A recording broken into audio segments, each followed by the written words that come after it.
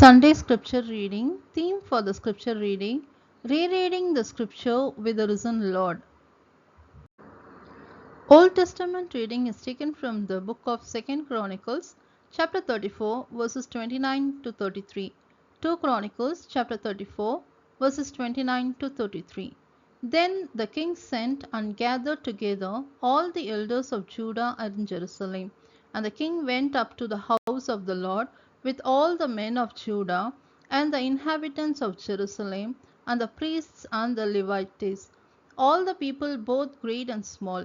And he read in their hearing all the words of the book of the covenant that has been found in the house of the Lord.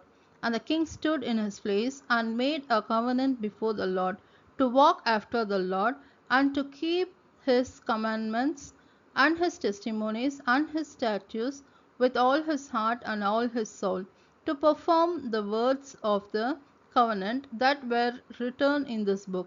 Then he made all who were present in Jerusalem and in Benjamin join in it, and the inhabitants of Jerusalem did according to the covenant of God, the God of their fathers.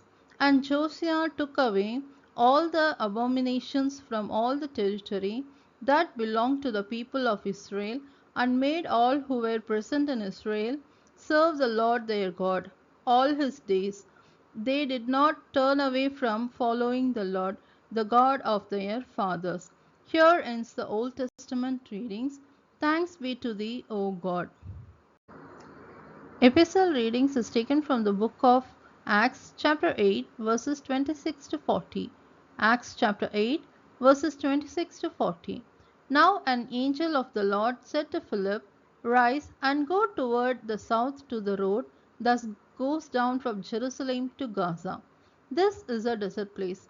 And he rose and went. And there was an Ethiopian, a eunuch, a court official of Candace, queen of the Ethiopians, who was in charge of all her treasure. He had come to Jerusalem to worship, and was returning, seated in his chariot, and he was reading the prophet Isaiah.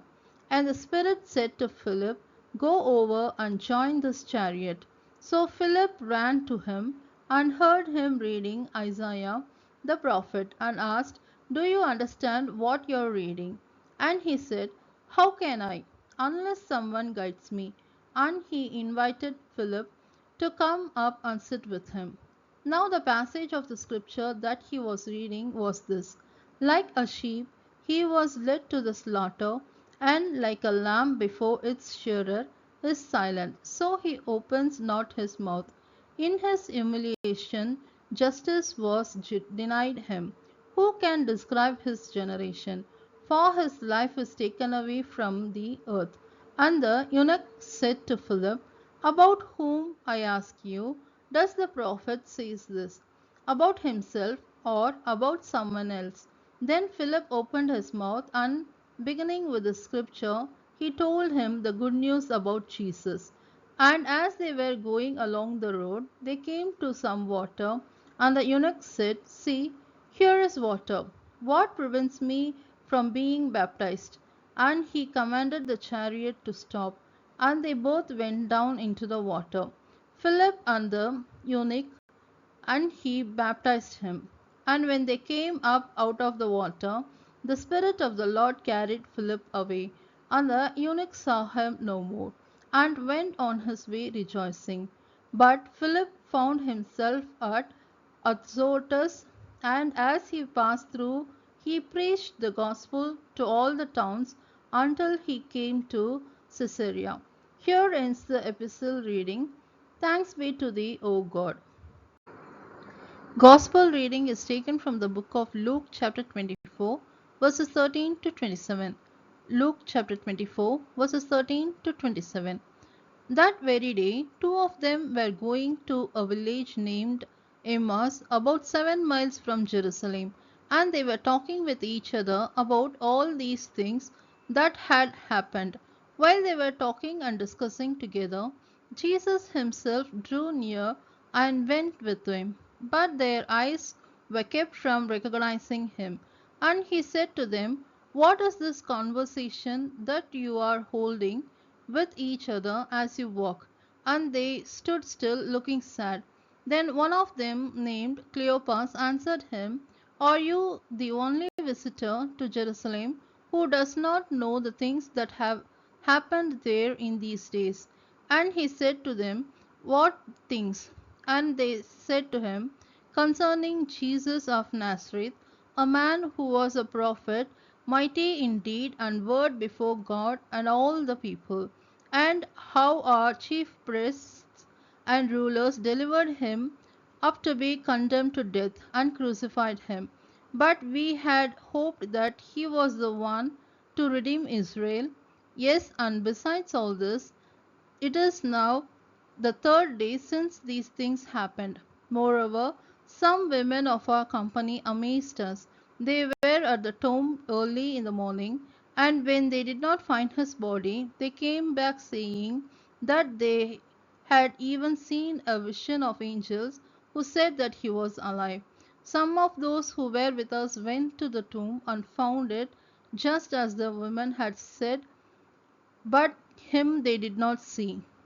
And he said to them, O foolish ones, and slow of heart to believe all that the prophets have spoken. Was it not necessary that the Christ should suffer these things and enter into his glory? And beginning with Moses and all the prophets, he interpreted to them in all the scriptures the things concerning himself. Here ends the gospel reading. Thanks be to thee, O God. Psalms for the Sunday. Psalms 19 verses 7 to 14. Psalms 19 verses 7 to 14. The law of the Lord is perfect, reviving the soul. The testimony of the Lord is sure, making wise the simple. The precepts of the Lord are right, rejoicing the heart. The commandment of the Lord is pure, enlightening the eyes. The fear of the Lord is clean, enduring forever. The rules of the Lord are true and righteous altogether. More to be desired are than gold, even much fine gold, sweeter also than honey and dripplings of the honeycomb. Moreover, by them is your servant warned, in keeping them there is great reward. Who can discern his errors? Declare me innocent from hidden faults. Keep back your servant also from presumption sins. Let them not have dominion over me. Then I shall be blameless and innocent of great transgression. Let the words of my mouth and the meditation of my heart be acceptable in your sight, O Lord, my rock and my redeemer. Here ends the Psalms.